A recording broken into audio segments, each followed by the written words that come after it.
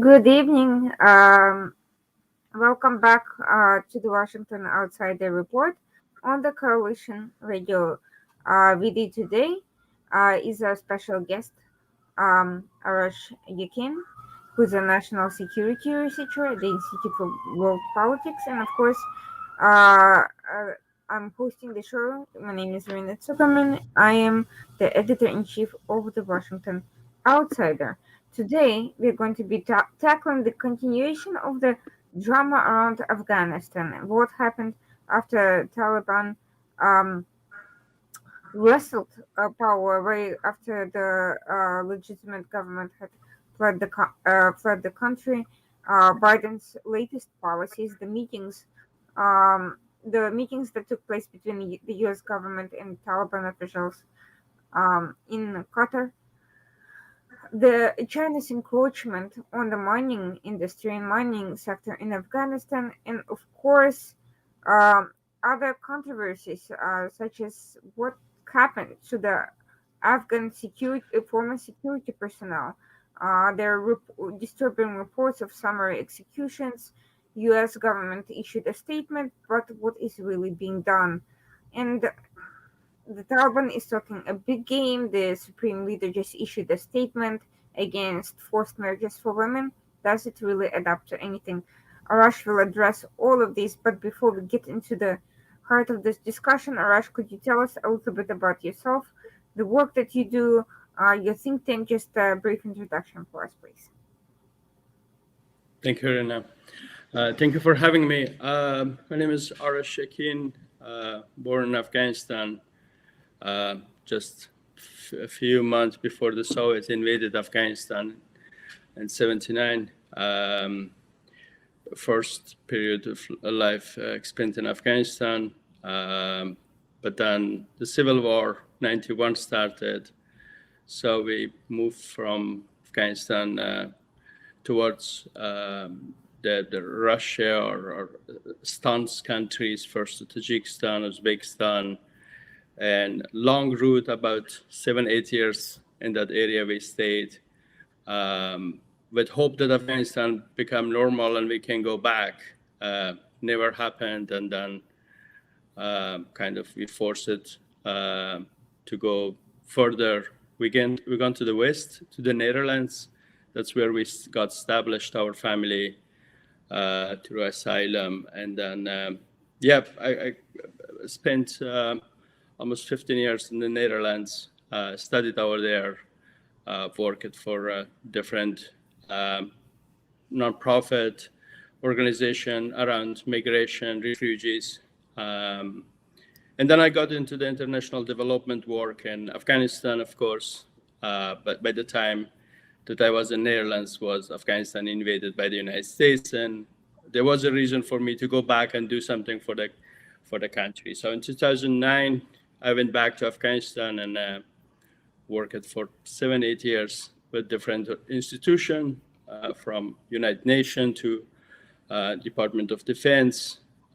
My last task was with the State Department for 3 years. So I worked at the U.S. Embassy, Kabul, lived in Kabul until 2016-17, where the situation was kind of, we saw it that going worse day by day. Then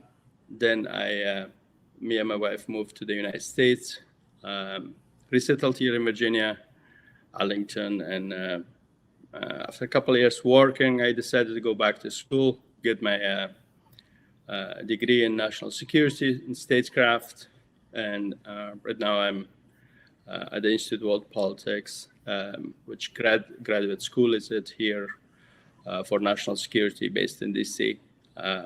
My focus is great power competition, China, Russia. We're looking every minute and see if Russia has already invaded Ukraine or not, unfortunately. Tough time. As it so happens, yeah. I was born in Ukraine myself, so we have somewhat similar stories. yeah. So that's so far about me. Yeah.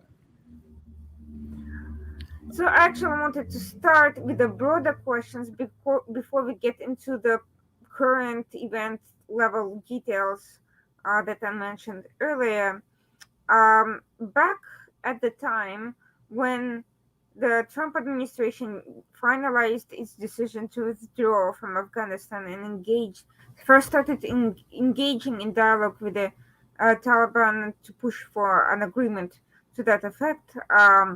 Then Secretary of State Mike Pompeo um, called Taliban a potential security partner for the United States. In Doha, following the discussion, as you mentioned, now the U.S.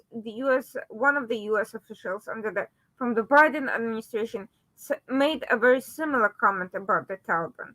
Now, Biden and Trump seem to have not much in common, but there is a strange continuity in their policies on Afghanistan and, of course, the way it relates to Qatar as well.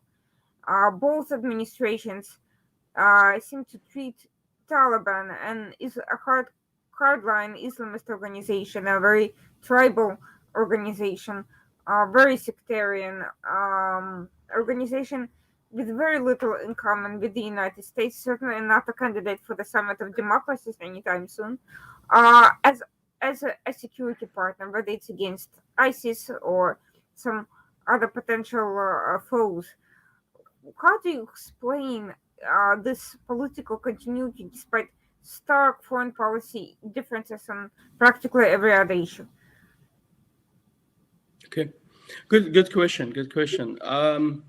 I think what we have to see that why we was in Afghanistan. I think if we go back to 2001, our mission was to get Al Qaeda over there, get Osama bin Laden, and because the Taliban not cooperated, so we invaded and remove it and then set up a government. Unfortunately, very to what we in America have, very decentralized government. We built a very centralized government. We practically call it democratic, but it was very it was not a very democratic institution. Based some all kind of different former criminal, former warlords with some technocrats. Everyone is mixed, and we pumped a lot of money into it, and survive it for 18, 19 years. And that's also a result that we saw that by the day that we decided to leave the government, before we left, and then the Afghan government is left. Let's not forget, we left on the 31st, our last military and diplomat left Kabul, but the Afghan government left on 15 August. So we was actually 2 weeks lot later than the Afghan government. However, see, the Taliban, we never saw them as that's a dilemma. That's a discussion also in Washington. We saw them as a terrorist. We saw them as a terrorist organization, and all fact, whether it's against our interest, they killed 2,700 of our men and women.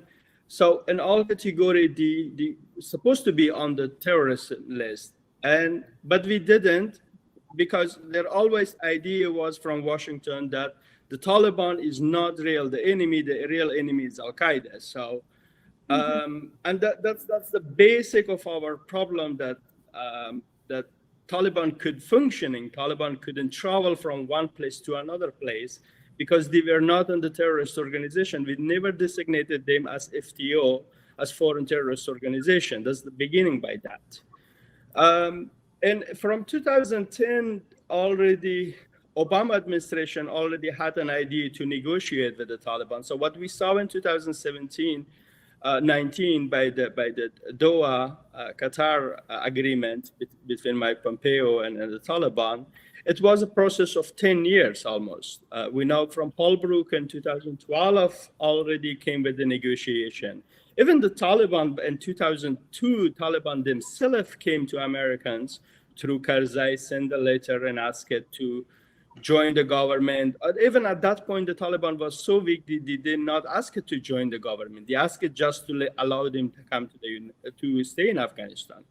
However, we were half arrogant, half naive, how you call it, or maybe we was the only power in the world at that point, and we said, no, we created a new government and we not allow you to join. That is the biggest mistake, in my opinion, looking back after 2 decades. I think if we allowed the Taliban back in 2002, 2003 into the Afghan government, probably we spent less much money. We didn't lost 2,800 our forces over there. We didn't spend trillions dollars, and today we had probably much better government than the so-called de facto that we have right now, that nobody recognizing, including the Afghans.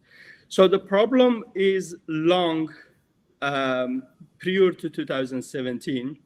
And in 2017, and that comes to your point from why President Trump, President Biden have the same policy in foreign policy, because there's a perspective from Washington that too long we are sitting behind this individual terrorist group, and meanwhile our bigger adversary, China, in terms of great power competition, China and Russia growing and growing with every day. So, I agree on that point, that we too much focus it on these small groups of non-actors terrorist organization, and as a result, we lost the big picture. And back in 2015, 16, I mean, that if you read all different intelligence and reports, comes that we have to act, actually, we have to get out from this non-actors and focus on the bigger thing. And it comes bigger thing to the cyber, to the space.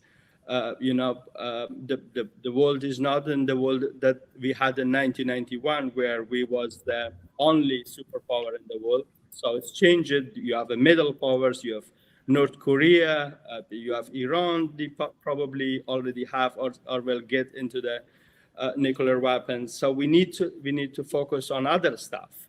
Also, not forget that part of the war was kind of disinformation and deception.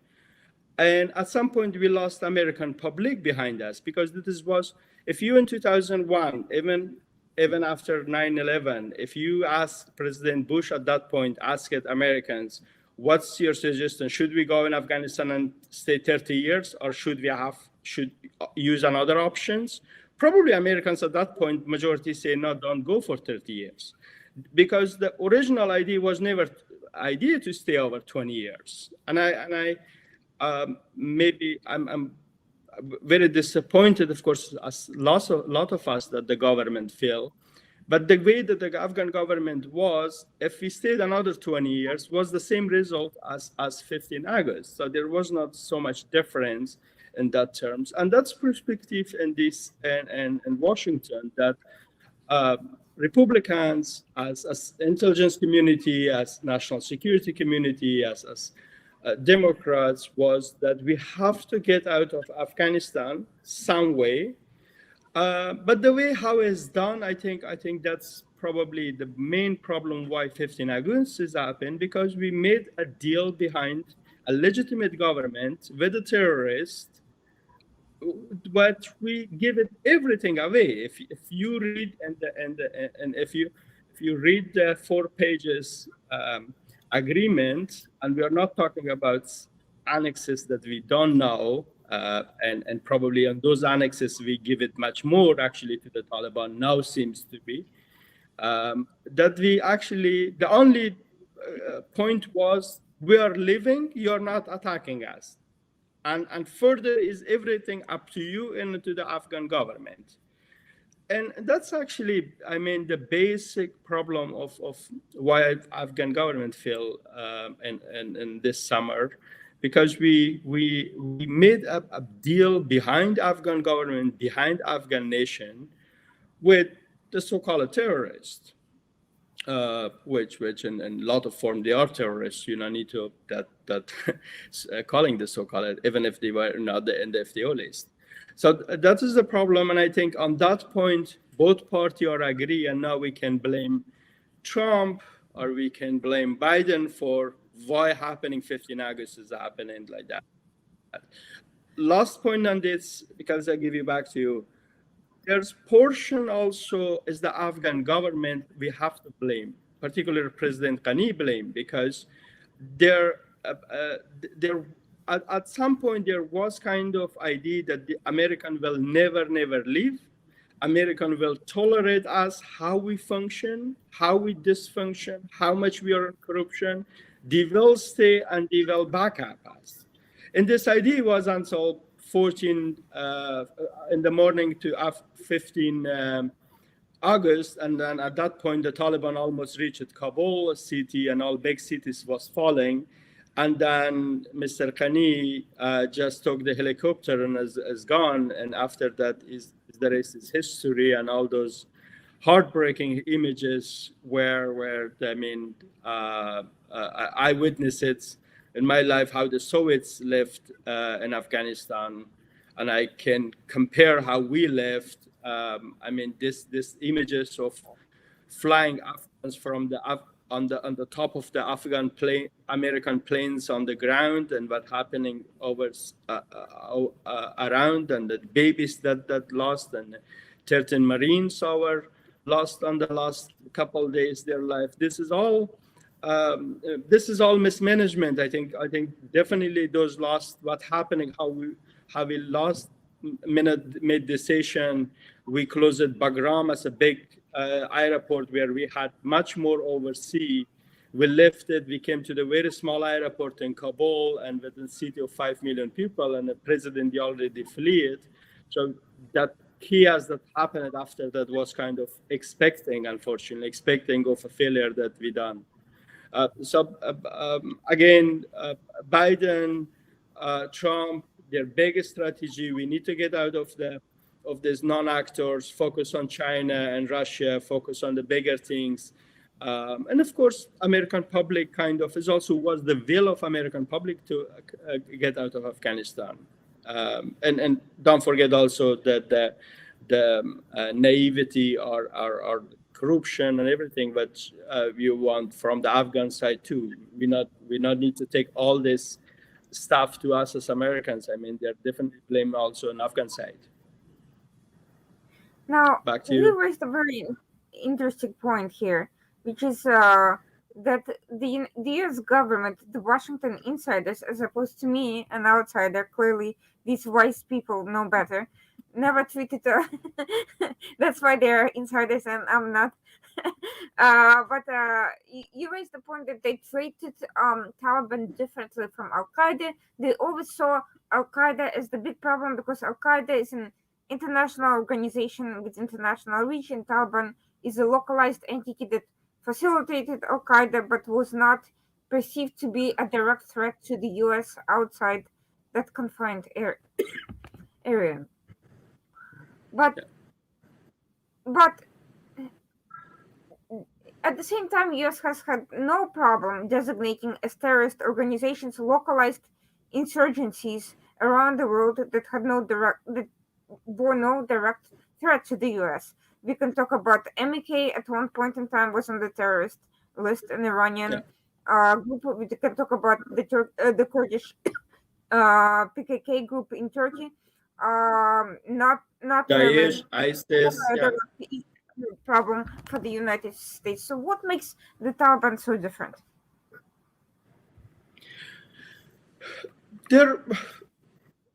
There was no notion of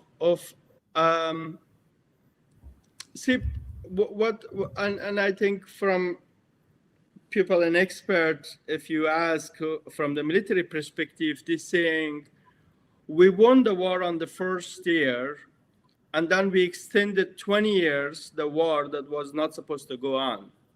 I think the problem of the Taliban in 2001, again comparing to the Taliban that we saw in the last years, definitely there's a change. and the change it in the worst side. I'm not on the positive side on that.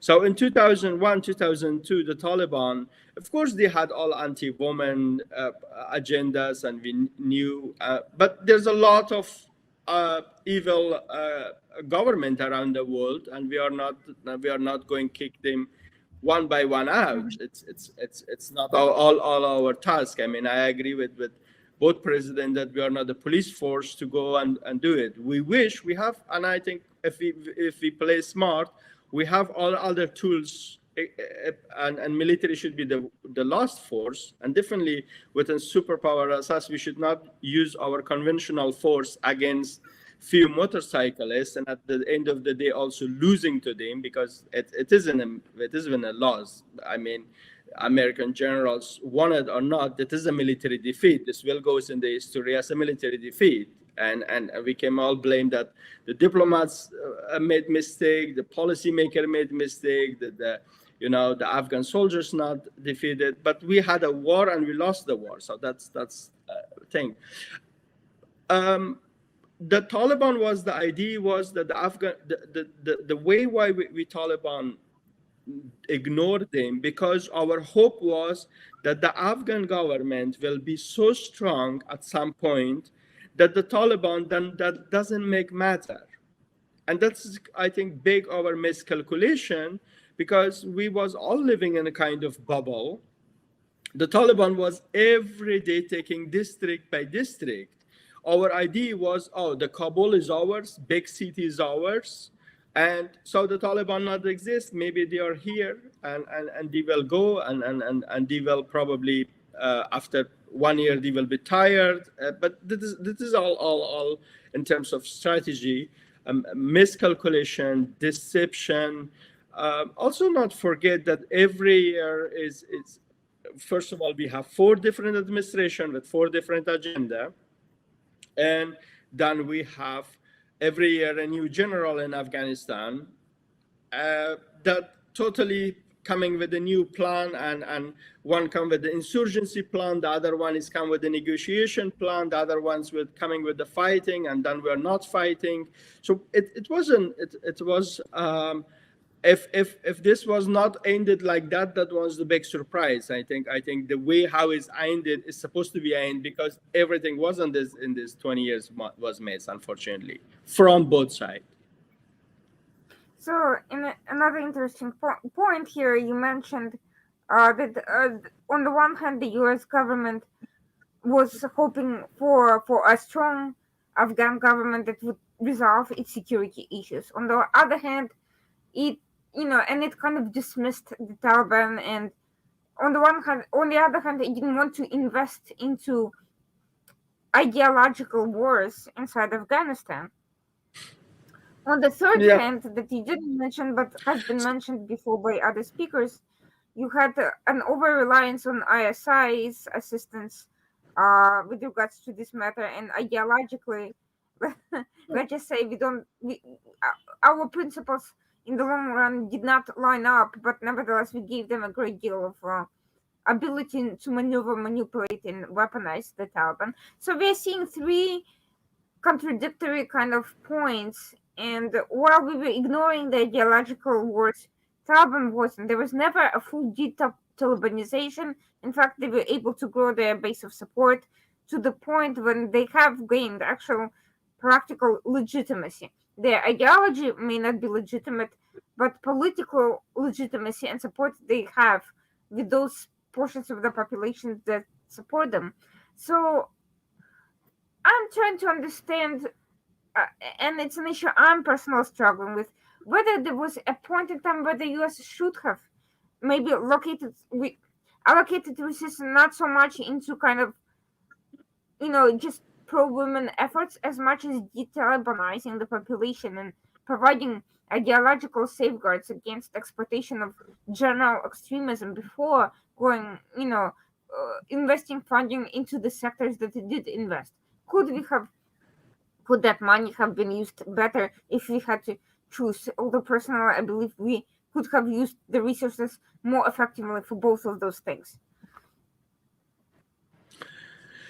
Yeah, First of all, see, when you do a war, you expend a lot of money in the war, and that portion of the war is not always spent inside Afghanistan too. So you have a lot of parties who are interested in the war. Unfortunately, I mean, we have.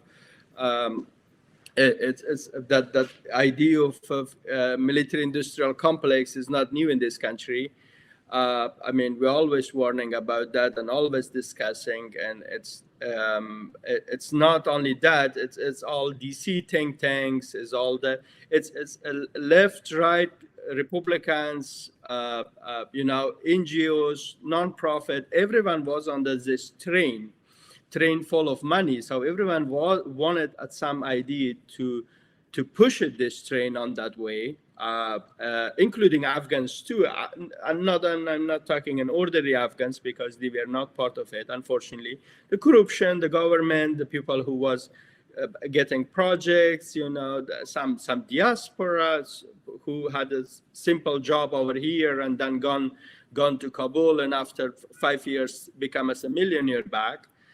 Got all type of contractors. So there was a lot of money expended on those stuff. And what I think, see, on 3 level you can, and we learn it right now, and I hope that we learn it at least. You cannot defeat the terrorism only with killing them. You have to have also a level to prevent other people to join the terrorism, and you have to have money also for those who are turning to you and want to leave their weapons, but you have to something offer to them. There was a lot of group of young people who from the Taliban came back, but there was nothing somebody offered to them. We not had any reintegration program. So when somebody, you're not giving something to someone who living the weapons, you don't give him an opportunity to job, not giving opportunity to education, not opportunity to live, he will stay 1.5 year in his house, but then they go back to the Taliban. Maybe also, I'm very confident on that level that not all Taliban for purely ideological join it.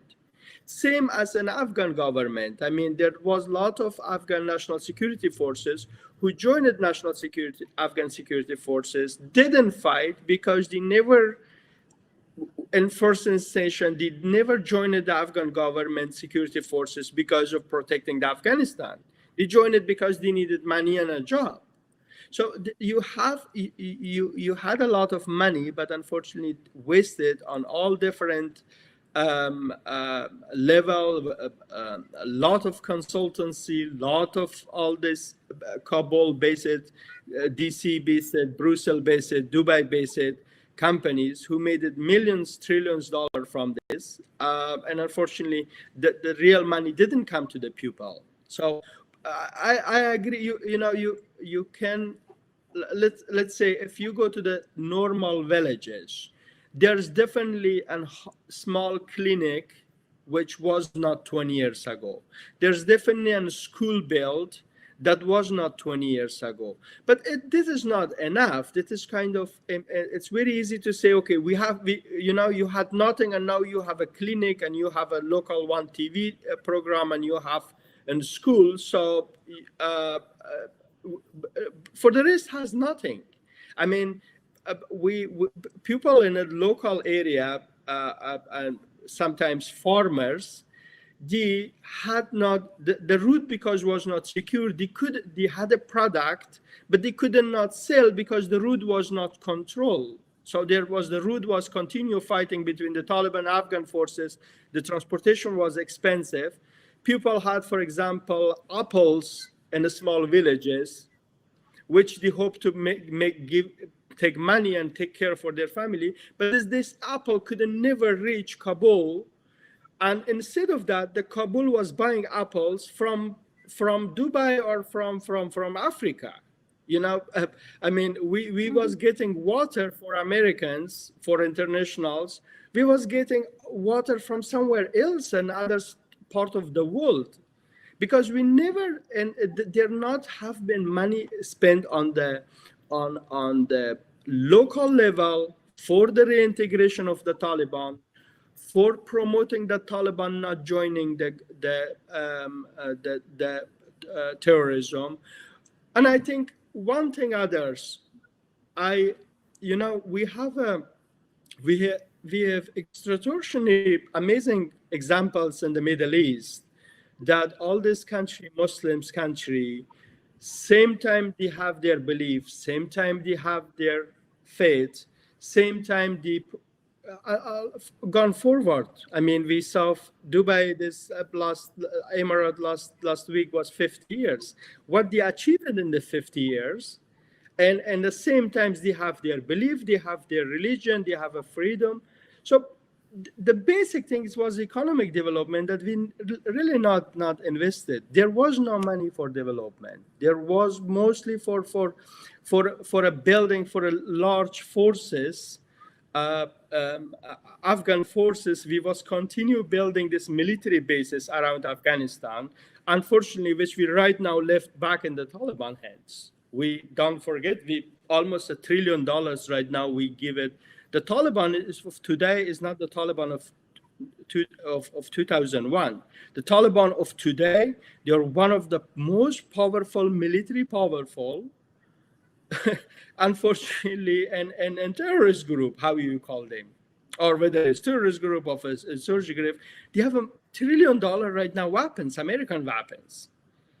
And they can sell these weapons to Iran, to Pakistan, to all other countries. So I think those are the part of the problem was, and we too much ignored the neighbors. That's also important to say. I had another presentation tonight with colleagues speaking actually almost on the same issue. And then back in 2001, everyone in the region was against the Taliban. Today, everyone in the region is for the Taliban. So we kind of ignored that actor too. We're talking always only about the Pakistan that we kind of was safe haven for the Taliban. But the way how we function it or ignore it, we kind of created the Taliban, made it them a kind of a proxy war for everyone else. The Chinese invested in the Taliban, the Russian invested in the Taliban. We know they tried to kill our forces in Afghanistan. Everyone in the region, Iran invested, Al-Qaeda invested, Pakistan ISI invested, everyone invested in the Taliban, and unfortunately, we didn't. I mean, I'm saying we really supposed to do a lot of reintegration program, a lot of counter disinformation programs. We didn't do those stuff. Instead, you rightly mentioned it about a woman issue, and we achieved a lot of things too. But our image of democracy was kind of, if we get an Afghan woman ambassador in Washington D.C., then we succeeded. But the war was never about that. I mean, with all that respect, and I really hope that I believe in equality and in everything, but our war was not supposed to be having a woman ambassador in Washington D.C. and then being happy with that part because we achieved our part of woman empowerment, at the same time losing entire Afghanistan with 1 million Afghan women to the Taliban hand. That's what unfortunately happened. Right now we have this two image, one female Afghan ambassador here in DC and the 1 million Afghan girls in the hand of the Taliban. That's also another one of the big problems that we had. And unfortunately, this is an issue that no one wants to hear. As an aside, this problem persists far beyond Afghanistan, unfortunately. I can see it in the Middle East, in Africa, anywhere around the world.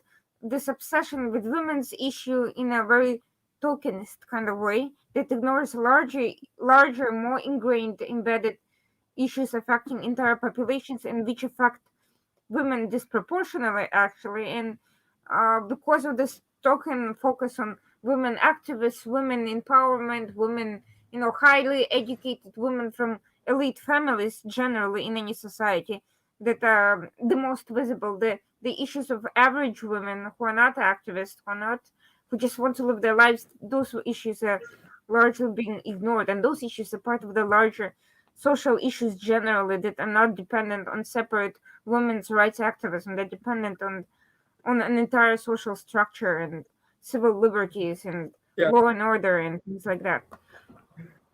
I But think I definitely agree. I definitely agree with you. And if one point adding, we have our perception, and that's also from Iran, from Afghanistan. We always have a wrong perception that this country is total un-Islamic, and they are waiting to get freedom from us, and the next day that will be small Paris. That is some, unfortunately, the diaspora is also contributing to that, because they have a kind of nostalgic idea from the Iran from the 60s, or somebody living in Washington, D.C., from Afghanistan from 60s. And here idea is that, back in the 60s, we went with the short rockets in the universities. But how many people was in that time period? The world of today is not a world of that period. It's not only about the Kabul University. How you go to a country, and I think if the way how we went to Afghanistan, if we went with the same idea to the Saudi Arabia, to Emirates, all other nations, if we went, we got the same problem as we got in Afghanistan. If you, and I can assure you, if in any Middle East country, Islamic countries, or within in Africa, you go and you decide how the population should, in terms of the social, cultural, have to live, you will lose them. You create a kind of against you people. And that's, unfortunately, we done it. That those are or hopefully we will learn it of this, and we will not do the same mistakes again. Although I'm not always positive, because after Vietnam we say it never again, but then we done right now again. So yeah. yeah, to be honest with you, the cultural point, I think again, the Washington insiders, especially when if you read media coverage of cultural issues in Middle East and other parts of the world, they seem to have missed the memo on what you just said. I think they are still operating that if you just lecture a few leaders enough, then suddenly the country will become just like Switzerland or the US, and people will all want the same thing. But you know and what they want or what they should want are also two different issues.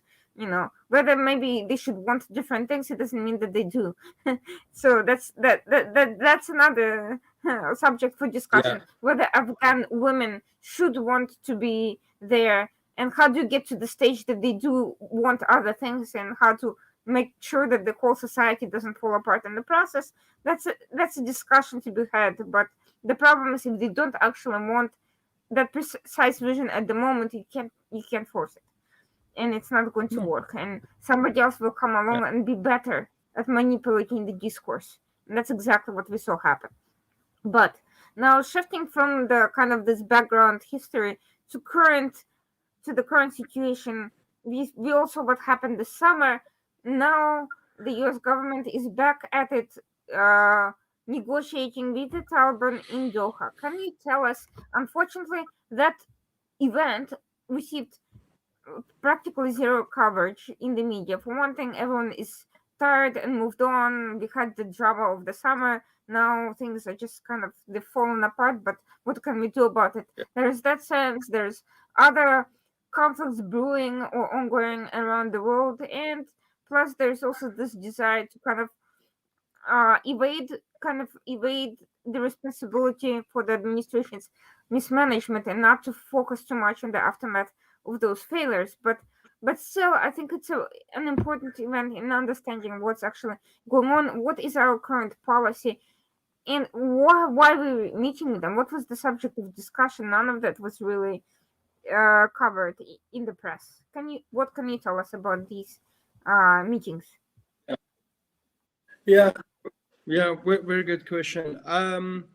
So See, right now we get sometimes labeling of Taliban as in our partners. I believe no one in Washington, whether in the United States, whether in Europe, want to see the Taliban as a partner. So, sometimes we get that wrong label. I think we are not, and we are not will be, and anytime soon with them partner. We are not partnered with Chinese. We are not partnered with the Russians, and we will definitely not get them partners and with the Taliban. However, we have to deal with the reality, and the reality, and unfortunately, that they are de facto government. You want it or not.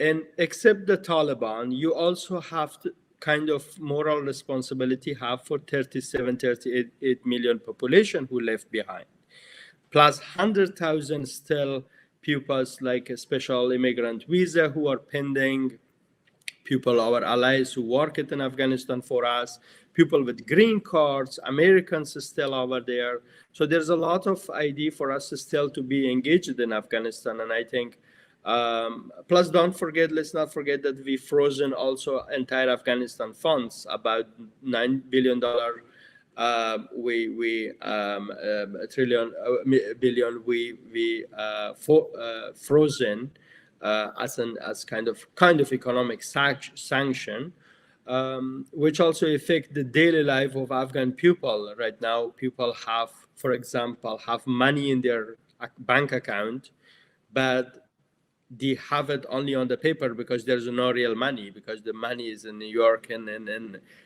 is frozen. So unfortunately, that's also other problem. I think what you just said also correct. We don't want to too much pay attention. First of all, because we just move it to other issues. Secondly, is also painful for the administration to. For Obama, definitely for Democrats, will be very, very tough to. Was one failure to what we saw in Kabul, and then go make a deal with the Taliban that will be kind of killing for Biden administration. So if from a strategic point, do you want to somehow stay in touch with the Taliban, but not, push this back until maybe we get a little calm. We just forget the images of Kabul airport, and then at some point we accept them as a government and some form of a government. That's probably the what's going on. The Qatar, and for the Qatar is right now kind of official. They are not representing us, but it is a normal in the international relation that if you don't have a contact with you don't have an embassy in some country, like we don't have an embassy in the Iran, and Iran doesn't have officially embassy here in the United States.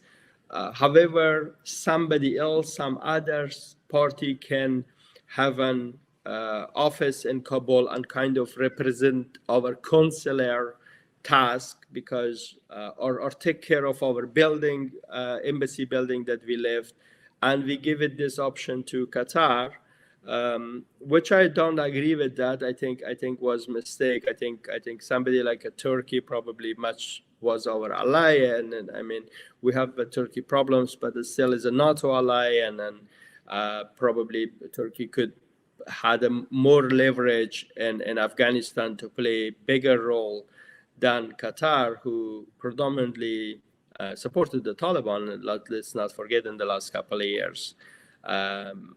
So I think that from my perspective, is John was the decision to give this. This is also a bad signal for the Afghan nation, from perspective, also for the region, I think. Yeah. But in short and long time, we will wait until at some point you will hear that the Taliban accepted us in government. Unfortunately, that will be the news. Yeah, it's going to take maybe a while, but it become a normal. Unfortunately, yeah. There's nothing else. There's no alternative. We don't have also alternative. Well, I mean, there's not much effort is being made into creating an alternative, as far as I can see. But getting back to these specific meetings, what were they about? Was Taliban pushing for legitimacy? Were they asking for the US to unfreeze the funds? What were the specific negotiations about? So the Taliban, of course, have a 3 point. First of all, a lot of Taliban, including half of the cabinet of the interim government, so-called government of the Taliban, is still on the UN terrorism list. They are not officially allowed to travel. So one point was to get them, because as part of the Doha negotiation, the original deal that was signed in 2019 was to get them out of the terrorism list. One. Second point, they wanted money, because they are right now in so-called government, but they don't have money for people who are working for them. So they are deep in the problem. For Taliban, was much easier to be on the at the other side of the government. They had more legitimacy maybe inside people than right now, because the right now responsible, everybody asking from the Taliban, okay, you took the government, you want to take the government, okay, you took it, give me a salary. Like people 2-3 months not have received it, 4-5 months already not received their salary. Second point was about money. The third point is about recognized as a government. So this is the Taliban point. From the American side was 3 requests, and I think their request, one, that you have to respect human rights. The second one is that you have to create an government that included us, including a government, so include not only the Taliban, because right now everyone is Taliban, so bring diversity. And third point is ensuring that Afghanistan don't become part of the, again, as a safe haven for the terrorism. So honestly, the first 2 points, even the people who from Washington propose it, if you ask them, they have no answer what it means. What it means, including, like, do you want, like, for example, Ashraf Ghani who fled, bring him back? Like, what is your proposal for? And the Taliban kind of laughing on that, kind of translating and saying, yeah, what is included? Should we add, should we inclusion? First point, kind of, that is you should respect human rights. And the Taliban saying, yes, we are respecting. The problem is solved. So what is your next point? Because it's also what is then, in a country like in Afghanistan, whenever, even when the Afghan government was in the power, our backed government, the human rights was not under the control. So you lost the war from somebody took it over, what you have not achieved in 20 years. Now you're dictating to someone who has entire control. So this is a kind of, we don't have any leverage to ask that. And we think maybe we can use the frozen money as against the Taliban. Maybe it's going to work in the short time, but in the longer time, you get kind of Afghan people against you, because the Taliban don't lack money. Let's not forget that if somebody and policymaker in DC thinks we've frozen the Taliban money and they don't have a money, you're forgetting they have houses, they have palaces, everything is left behind. They have $1 trillion weapons. They can, for the next 100 years, survive without needed any Washington's money. They have narcotic. Afghanistan going against be one of the top of the heroin field next years. So they are not lacking money. They probably at this point have more money than anyone else. So, and I think even the last point coming, I think the last point to request them to not cooperate with the terrorists it's also question from what is your leverage, how you control, like you go check one by one the Taliban forces and say, okay, you're Al Qaeda, you're Daesh. No, actually not, you are not, you are Daesh. Now what do you think about this? Now there's not, it is not a ranking to say okay, generals or Daesh from the Taliban and the soldiers is Al Qaeda, we separate them. That is not, does not exist. So you don't have really knowledge about uh, if they're cooperating with each other or not. And last thing is, let's not forget, if you don't give money to them, they're going to cooperate with each other. Like if you have an Al Qaeda and you have $1 million to offer to the Taliban, and do you think the Taliban will refuse that because he promised it to Washington envoy in Doha to not cooperate? Who cares? So that's I think we are very, unfortunately, very on weak position, and people believe it's all playing with the words that we have a lot of leverage and we can do with the Taliban. We cannot. Even with our partners, the Afghan government, who we paid their salary, we had no influence. So we have we I think we have to really be pragmatic to the Taliban, pragmatic to solve the problem, and come with a solution as soon as possible. I mean the reports, unfortunately, not always getting. Because the idea was that we left Afghanistan, a very rich country, behind because we spend a lot of money over there. That's maybe the average American also think that, okay, the Afghans, okay, they wanted the Taliban, okay, they got the Taliban, and let them search. It is their problem right now.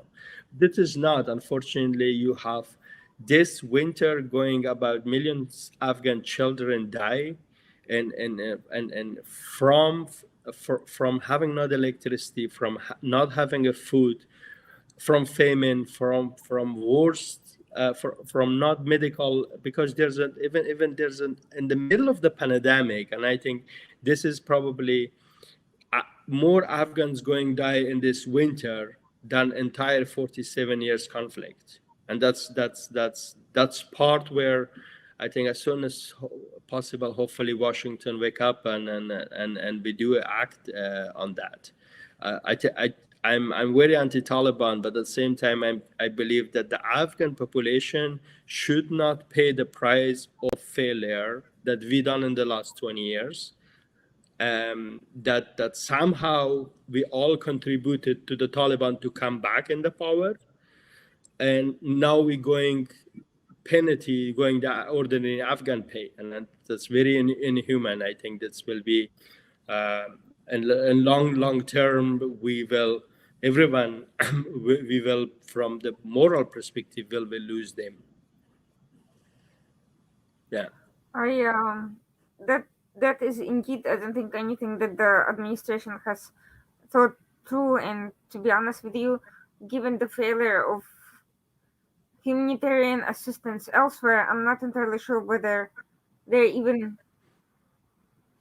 have an experience of success stories in that regard anyway, whether in Yemen or anywhere else, that they could be even trusted with the decision making process on life and death matters such as this. I just, on the one hand, when they do provide assistance, it generally gets hijacked by terrorists. When they don't, it ends up being the population suffers, and the terrorists get their money elsewhere regardless. So there's no, I don't see Western governments having come up with good channels of distributing direct aid to populations suffering under bad regimes. I just don't really see a success story in any recent past. Maybe going back to the Cold War at some point, but to be honest with you, the Soviet Union was not the Taliban, and the Soviet controlled states were not the Taliban. It's completely different mindset, completely different population, different environment. So even those things are not really comparable. I No, think, yeah. I think see back during Cold War, you know the story of airlifting. For Yes. months, we for the years we airlift for the Germans, dropped packages and food and everything. So even century ago we had a solution. So this is, I think, I agree with you that there's a no. Let's see. I can give you an example. I mean, I have right now.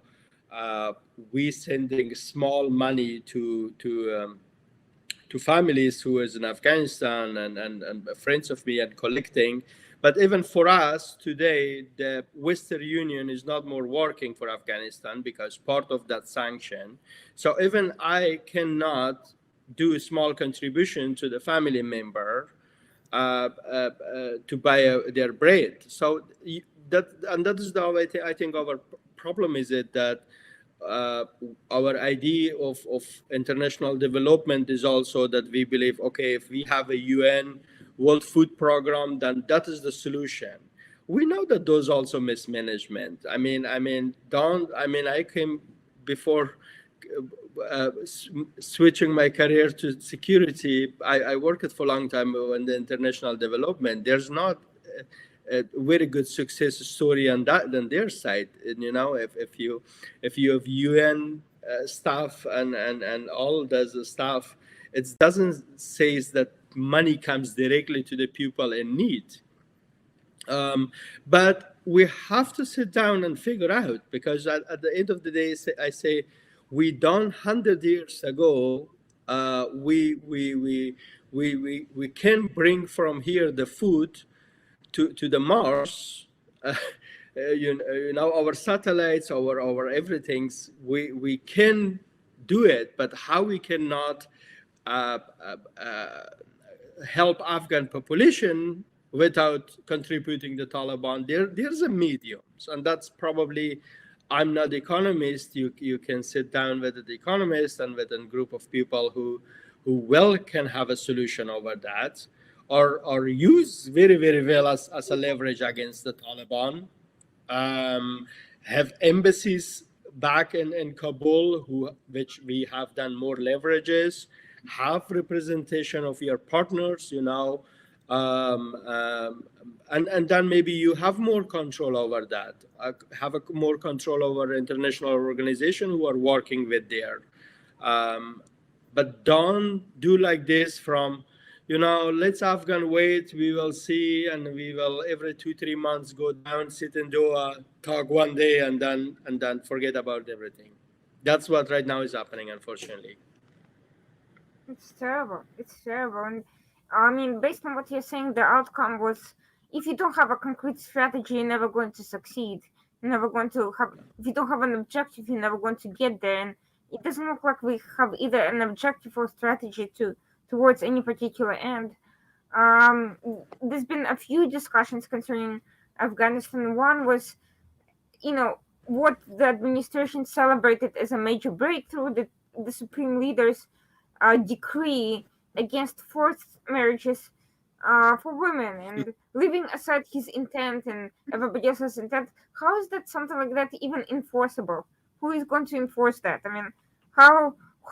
What's what does this decree actually accomplish in practical reality? Are they going to set up courts for women to complain if someone is trying to force them to get married? Are they going to provide women with financial means to retain independence? What how is that decree actually actually working or going to work?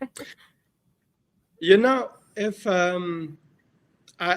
it's profoundly how we something sometimes without people not reading already interpreting as a good. And that's probably what I saw here. A lot of people, like former Afghan ambassador here in DC, was very thankful of the Taliban uh, that they came with this law. This is the Taliban, what they put on the paper. This is exactly what the Taliban policy was in '96. Even worse of that, because at that point they not had on the paper. Now they have on the paper, and our administration here is praising the Taliban for this point. There's nothing. I mean, and I can tell you, my wife is a gender specialist. We talking about this. We love is crying about this. That people, there's a two basic rights on the woman: education and work. Not single of this is mentioned. I mean, this practically made very, very clear the position is the woman is in house, inside house. And inside house, you have specific rights, which also you are not able to achieve those because, as you said, there's no mechanism for that. They just closed down the Afghan Ministry of Women Affairs. They closed specific courts for the women. According to them, the women judges are not allowed. And by the way, they were not so much, so they left too. So you don't have anything. I mean, the worst thing is that many Europeans party and in Washington and special representative for Tom West kind of prize it. And I was furious about it because there's nothing to prize the Taliban with that paper. This is worse, actually.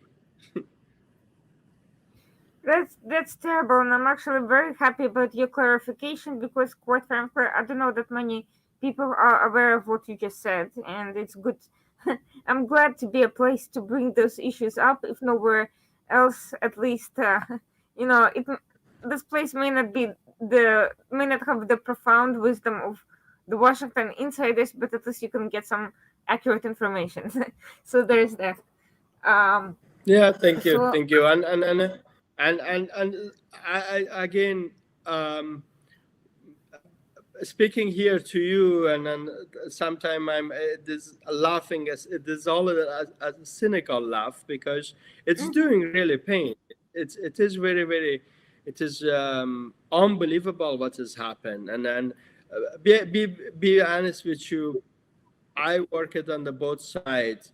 I'm not caring about Afghan government or Afghan president lost, or those elites, those corrupt. I never take care of them, and I think they deserve it. What was they were biggest part of this failure, so I'm not take care of them. I'm not care about them. Even I'm not care about these female ambassadors. They have their foreign passport. They have luxury houses. They have enough money to have a best things, and they can have, and I'm sure in the coming months they will get all these amazing titles, fellowships here in DC because they were former ambassador. They will be invited to all type of debates. They will be invited as an expert, and I'm calling failure expert because they have nothing except failure.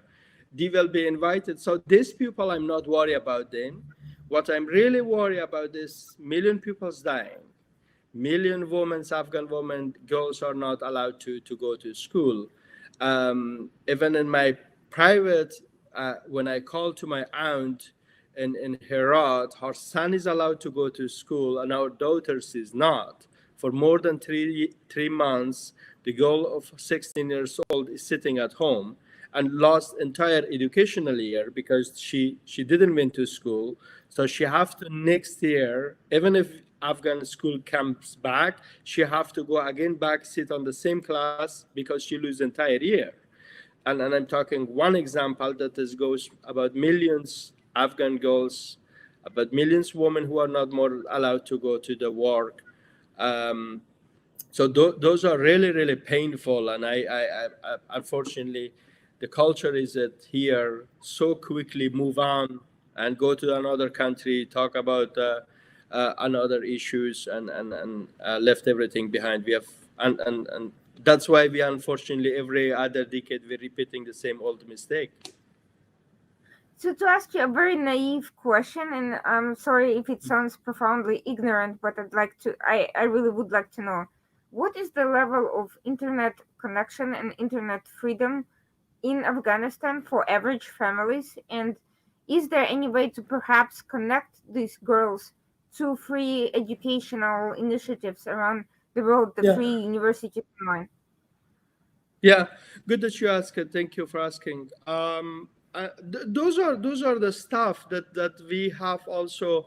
As I told you, this is not naive question. That's very actually a very amazing good proposal. These are the things that you can do it. Like if you if you decide to build support a telecommunication company in Afghanistan who will provide, or let's say you have an international TV broadcasting who teach. Those are all stuff that you can do, and I'm coming back to the first things that we 100 years ago done it. So we should have solution with all internet and everything available. However, right now in Afghanistan, internet is very costly because Afghanistan have no satellites, so no electricity. Everything is an import to Afghanistan. So in Afghanistan, there's a lot of houses for now who has a mobile phone, even it has the best iPhone, new iPhone, but there's a since like 2 months there's no electricity, so the phone got not charged, and they have no money to put internet in it and come online. So there is there is a local antenna and all those stuff, but there's no money to run this stuff. And that's why I think we have to be play smart. Those are part of the programs that can come, and we should support it. Yeah. Would would you be feel comfortable maybe writing an article outlining both the problems that we just mentioned and the potential practical solutions to them? Just to at least start a discussion on these projects, because I don't know how many people will all view the full video. I'll try to make clips of it. But if there's a convenient article with a few points and a few kind of Yeah. Yeah. suggestions, I think it will be easy to disseminate among people who want to help but don't know how to do it, or what to donate to, or how to, you know, some maybe private initiative that can be supported. No, thank you for asking. Definitely, we will discuss it here with a couple of friends that we have to do. But I think the good article will be, and I'm also trying to work on that too. I don't have a solution. I'm not a specialist on this. How practically things solving. Plus, I think if you sometimes working some things you have to think also deeper. If you kind of giving proposal to Taliban that women have to girls to stay at home and do through internet, that is exactly what the Taliban wants. They don't want women be outside. So this become a kind Mm-hmm. of an amazing proposal, and somebody will get $1 million from World Bank for this project, and it will be failure. At the same time, Taliban, the problem is resolved because they don't need to open the schools for the girls. So Mm-hmm. this type of initiative sometimes has a good work, but has a long time effect that you actually Sure. in short time offer something amazing, but in long term you kind of contribute to the long policy created by you, because that is exactly the Taliban want. Taliban, if you Mm-hmm. speak with them about the women education, they give example from the education, what a person need to know is education, religious education, and they can get this on TV. So, other words, we will run 24 hours religious script on the TV. You sit at home and watch the TV and cook for your husband, and that everything will be fine for you. So that those are Well, things yeah, that I that that definitely. That's not exactly what I had in mind. I actually specifically had in mind things that could empower women to be able to make sure, sure, political choices yeah, and informed choices, yeah, and possibly yeah. slowly try to kind of you know, I, if I to compensate for the failure of what US and Afghan government should have done years ago, which is reach out to the rest of the population. And I'm not saying that these educational initiatives should be just for women either, by the way, because the no, men are suffering from the indoctrination. So sure. every individual in the population should have access to accurate information, to skills, to ability to promote themselves, not be dependent on Taliban, create some sort of, be able to do some grassroots initiatives for the families. That's how you start changing society. You start changing society by empowering individuals, giving them the skills they need, the information they need, um, to kind of take back control over their lives from whatever extremist group manage to hijack people's minds with their propaganda. Yeah. No, see. I think what right now what happening is that we are still a lot of us angry, and shock, and we don't know how to react and act, and even some of us who talk about um, helping Afghanistan will be attacked by other people. Oh, you want to help the Taliban? And I'm saying, I'm sorry. There's a 38 million people living in Afghanistan. Not all of them are the Taliban. You know, the Taliban, according to the numbers, 50, 60,000 people maximal. So I'm talking about that entire nation. I think that's probably right now we need to move from illusion that the Taliban will go Mm-hmm. away, that the Taliban will Mm-hmm. be in the next couple months will be democratic, they will change from themselves. You know, we could not do that in 20 years. Why we then and having an illusion that the Taliban going change? So what we needed really to do is in the coming months, Afghans, Americans, Europeans, everyone engage, including the neighbors country. I think we have to sit down and see how we really practically, with the reality that the Taliban right now in the power, how we can function in order first solve short-term problem of the Afghan nation. Secondly, in long term, at least bringing from the current darkness to the right path. I'm not illusionist more to believe that Afghanistan will be very, very growing economy and there's a bright future is waiting for him. I'm not waiting for that. I'll be honest with you. I'm very realistic of that. Understand? I know the Taliban. I'm aware of them. I'm aware of their ideology.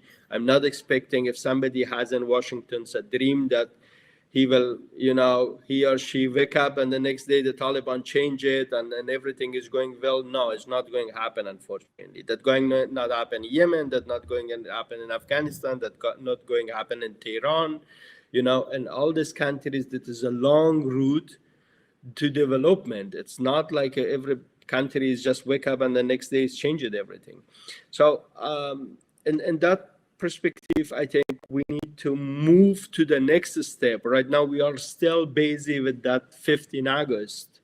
And we are right now in December, almost we are entering January. So we have to close that chapter and see how we can from now on function and think outside the box. That's very, very, very important to think outside the box. What you just suggested, those are stuff that the way we done in the past is didn't work out. So we have to right now really come with something new. Speaking of new, the administration made a very kind of strange statement expressing concern about the fate of the allegedly executed Afghan security officers who Yeah. disappeared and so forth. Uh, can you explain to me what was the purpose of that statement? Is the administration serious about investigating what happened to these people?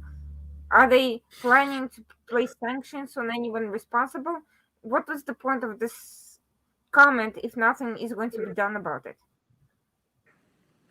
I think that administration kind of not cannot ignore Human Rights Watch report. That's a kind of a response to the report that Mm-hmm. outfinding that this information didn't came from a United States government itself to search and say to the Taliban, hey Taliban, we search it and you're killing our allies and you get a penalty. No, the report came from the Human Rights Watch organization, from it individuals who done lot of risk, private risk, and Human Rights Watch published it, and then United States kind of under the democratic government of administration, they Mm-hmm. cannot ignore kind of human rights report, particularly because the Taliban killing our allies, that our translators, or people who worked for us for the security forces, who people who shoulder by shoulder fought with the Americans. So I think administration very generally responded to that, but again, there's no leverage, unfortunately, and that's Mm-hmm. my point. We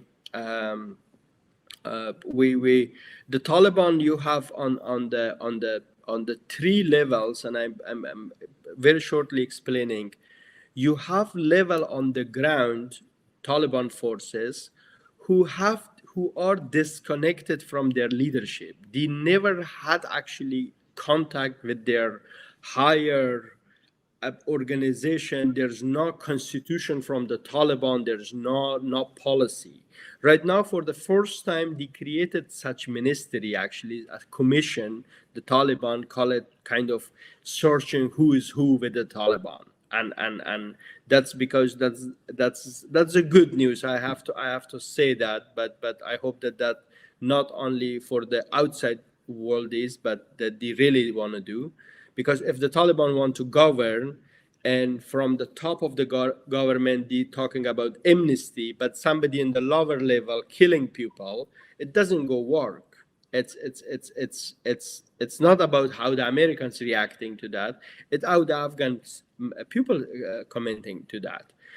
You talk about 400,000 Afghan security forces who in Afghanistan, if they get the idea that we get killed by the Taliban, then they will take their weapons, and the main problem will be for the Taliban itself, because people going protect them if they have the idea that because I 2 years ago served with an Afghan security forces for 6 months because I needed a job, but now I am at home and I'm Taliban coming searching my house and maybe taking me away and going kill me. So better things, I protect myself and then I go join the anti-Taliban forces, or do something else. So and that perspective, I hope that the Taliban not only on the level of communication for the outside world talk about amnesty, but really also push downstairs to their foot soldiers and say, guys, you should not do this, because it's not about international what the other outsiders thinking. It is about us. We have to move on seriously to kind of total amnesty and move on. That is one picture. Other people have other picture of it. They saying the Taliban actually waiting with killing many their so-called enemies until they get official recognition. So a couple of my friends, they have actually a darker picture of the future. They saying once the Taliban get their money, get their recognition, then they will clean up, and that then they will go house by house, because unfortunately the database, everything that we created in the 20 years, we left to the Taliban. So if 20 years ago Taliban was supposed to search where is the list of the Afghan security forces in this district of New York, for example, right now there's a computer, he just searched and for 1 second for him give all the information, who, which house, which social security number, for example, so they have a lot of this data. Unfortunately, they can go very could be very worse, and I'm afraid of that scenario too. I hope that does not happen because that's a really dark scenario. Um, so let's see. Well, I'm going to try to avoid making predictions, but I find it astounding that the U.S. government left these lists, that left that information. My understanding is some of it has actually been requested by Taliban, and U.S. has given it over. And this is not something that I can never fully understand. I don't know what the U.S. was expecting to gain out of it. I can't imagine that we've gained anything as a country. Uh, Yeah, no, it's that's part of it. So yeah. But I want to move on to my last kind of question to you because it's, I know I've helped you here over time. Coming back to your point about the great power game, what we are seeing is rather than focusing our efforts on China and Russia, we are with every withdrawal, with every ceding of our niche, US seems to be giving China and Russia room to expand their own agenda. And so maybe there is a point that we did miss the big picture in focusing excessively on counterterrorism operations. But at the same time, um, we can't really do the big picture without by giving over that these swaths of land to be subsumed by these powers. What we are seeing practically is Chinese companies coming in from a recent report entering the mining district, the mining industry. My question, first of all, what are the specific aims of China in with this mining operations in Afghanistan? What are they searching for? How is that going to empower them? And second, do you think Russia is heading in that direction? Are they looking to farm Afghanistan for these minerals, for these metals, for precious stones, and enrich themselves? Where do you think this is all going to go? And what you know how is that going to be a problem in your opinion? Okay. Very good question. Very good question to look also in the future. So, see, there's a big miss INAC iron in Afghanistan where Chinese won the contracting back in 2000, if I'm not wrong, 15 or 16. They won those contracts, but they never started actual implementation of that project. Um, the Chinese is see they don't want to invest at this point in Afghanistan within deep economic projects. Also because there are no way for them to get this mining. So even if they have access to this mining, the infrastructure in Afghanistan is not exist, the railways not exist. Um, the labor is not exist, and there's a security also not exist for them to bring their Chinese labor. Let's not forget that China, anywhere where Chinese go invest, they not hiring 1% local population. They bringing Chinese people over there, correct? So in that terms, there's also no security for them. I believe that China is right now, it's more using that as an disinformation, actually, as a campaign to bring a good picture of them, than rather than actual doing some big things. However, in short-term project, of course, you talk about 37 million population, we need daily stuff, from everything. So there's a market for China, definitely for the short term. But when it comes to the mining, I'm expecting China that trying first get Gwadar porter with Pakistan, fix that route, which is part of the Belt and Road Initiative from China. One, get that, by that time hoping that Afghanistan get kind of recognized by the international community and then get money, a little bit peace come. And at that point, they can slowly, easy Afghanistan connect to that BRI project once they got infrastructure. Right now, I don't see big Chinese companies, even if they are coming just for this information, just for a campaign. In the same day that we giving 100 million humanitarian help, on the same day Chinese giving $1 million, and then the all TV in entire Central Asia, entire China national TV, entire national TV of Afghanistan is focused on that 1 million, not on the 100 million that Americans gave it. That 1 million come in every pictures in every newspaper, and that's kind of warfare, information warfare that the Chinese using, and they are very, very good in. I mean, the Russians also good, but Chinese definitely they have a more leverage in terms of media and public relation and communication. So this is also part of it. Like weeks ago, like for 300,000, there was nuts that they sent to China was sold. Every big paper, including our American newspaper, was that there's a Chinese relationship with Afghanistan. Yeah, it sounds too much for one individual who made 500,000 business with China, but what is for the nation?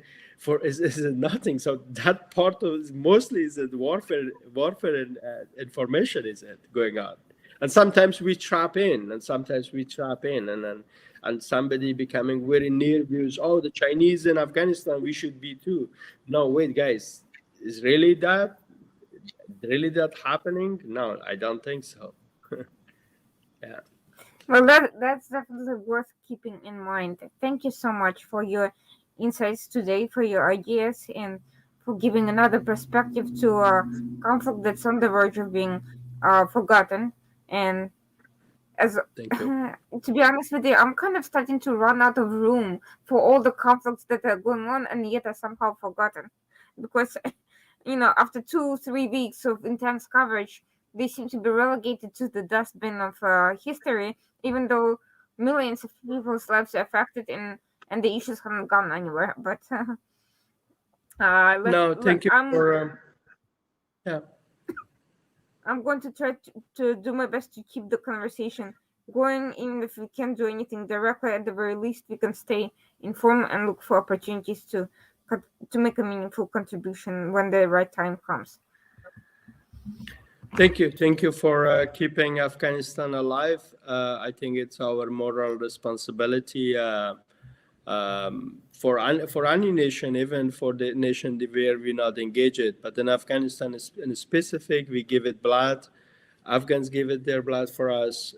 We are morally, particularly to the Afghan woman, particularly to the a good friend of me said one thing. He said, 20 years ago, we went to Afghanistan, promised young girl that she will go to school. And right now she's in her last year of school, and we are kind of abandoning her, leaving her behind. So we have a large also moral responsibility, specific to women, specific to Afghan girls who making 53-54% of Afghan population. So they're and we have to really pay that attention and come with an new perspective and pragmatic, kind of realistic solutions. So thank you so much. Thank you for giving me space, and thank you for speaking about Afghanistan. Thank you, and hopefully we'll see you soon again, and we'll continue this discussion. Thank you. Good night, everyone, and see you next week. The Washington Outsider on the Coalition Radio, same time, Tuesdays at 9 p.m. Eastern Standard Time.